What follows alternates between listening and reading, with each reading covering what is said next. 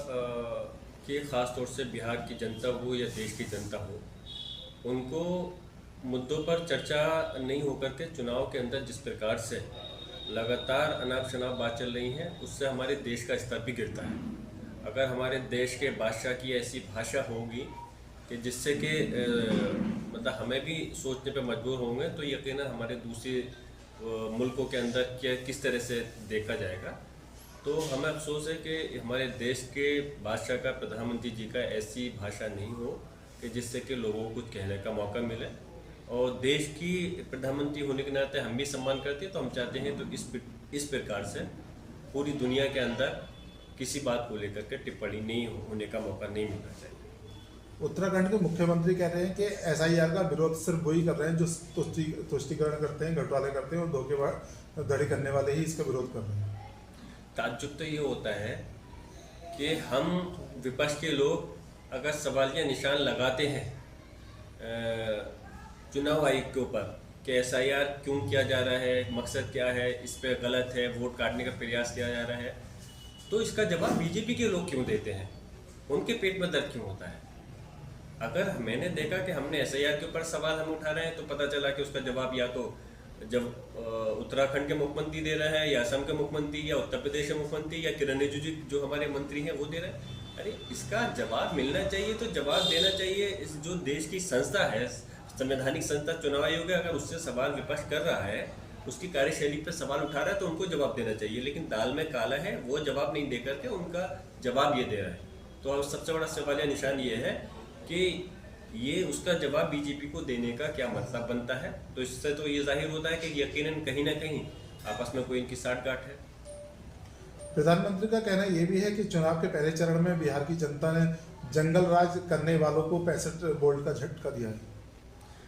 मुझे तो और देश की जनता को तो ये मालूम है कि 15-20 साल से वहाँ सरकार एनडीए की ही चल रही है, चाहे कभी इत्तेफाकन बीच में उन्होंने इंडिया गठबंधन के साथ सरकार बना ली हो। तो अगर वहाँ पर अभी भी इस प्रकार की, वैसे तो मैं कहूँगा कि जंगल राज कहना ही गलत है, क्योंकि हमारे देश के अंदर इस प्रकार का शब्द का इस्तेमाल करना कहीं ना कहीं लोगों के प्रति एक इस प्रकार की टिप्पणी करना है, जिससे कि उनकी भावनाओं को ठेस पहुँचेगी।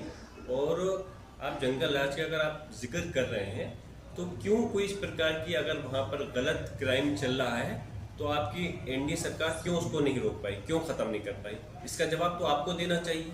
आप विपक्ष से कैसे सवाल कर सकते हो? सत्ता में आप हो, आप कंट्रोल कर सकते थे, क्यों नहीं कर पाए? इसका मतलब आप फेल हैं। अगर फेल हैं तो यकीनन फिर आप सत्ता बदलनी चाहिए वहाँ पर। प्रधानमंत्री जी कह रहे हैं कि हम रिवॉल्वर दे रहे हैं और हम लैपटॉप दे रहे हैं छात्रों को। यहाँ रिवॉल्वर की ज़रूरत नहीं है, यहाँ ज़रूरत है लैपटॉप की, यहाँ ज़रूरत है हॉस्पिटल्स की, डॉक्टर्स की, एक्सरे की मशीन की, और सिटी स्कैन की, इन चीज़ों की ज़रूरत है। हाँ, ज़रूरत है। हाथों में आप रिवॉल्वर मत दीजिए, ना कट्टे तमंचे की बात कीजिए। उनका कहना यही है कि हम छात्रों को जो है वो लैपटॉप दे रहे हैं और वो जो है रिवॉल्वर दे रहे हैं। जो इस तरह का विपक्ष पर तंज रिवॉल्वर कौन दे रहा है? पहले तो ये बताएं, क्या विपक्ष रिवॉल्वर बांटने का काम कर रहा है? इस प्रकार की मतलब आरोप लगाना, मकसद ये है कि उनके राज्य में उनको मौका मिल रहा है रिवॉल्वर हासिल करना, गलत है ये। और मैं यही कहूँगा कि सरकार जिसकी भी हो, हमारे आने वाली जो नस्ल हैं, जो भविष्य है, जो यूथ है, उनके हाथ में कलम आना चाहिए। और इस प्रकार की राजनीति नहीं होनी चाहिए, बल्कि देश की तरक्की के लिए बात करनी चाहिए। लोगों को गुमराह करने का प्रयास नहीं करना चाहिए। असम के सीएम ने कहा है कि देश में मदरसे बंद कर देने चाहिए और डॉक्टर और इंजीनियर बनने चाहिए, मौलाना नहीं होने चाहिए। क्या कहना है? हमने कब मना करा कि देश में डॉक्टर इंजीनियर नहीं होने चाहिए? हम तो खुद कहते हैं देश में डॉक्टर भी हो, इंजीनियर भी हो, आईएएस भी हो, आईपीएस भी हो, सीए भी हो, सब होने चाहिए। लेकिन जहाँ तक जो अल्फाज उन्होंने, आपने बताया कि सीएम ने कहे हैं वहाँ के असम के, उनको अपनी नॉलेज बढ़ानी चाहिए, अपना ज्ञान बढ़ाना चाहिए। और उनको देखना चाहिए कि देश की आज़ादी के समय ये लोग नहीं थे बीजेपी आरएसएस के लोग, लेकिन वो मौलाना वो थे जिन लोगों ने अपनी जान की कुर्बानी देकर के देश को आज़ाद कराया था।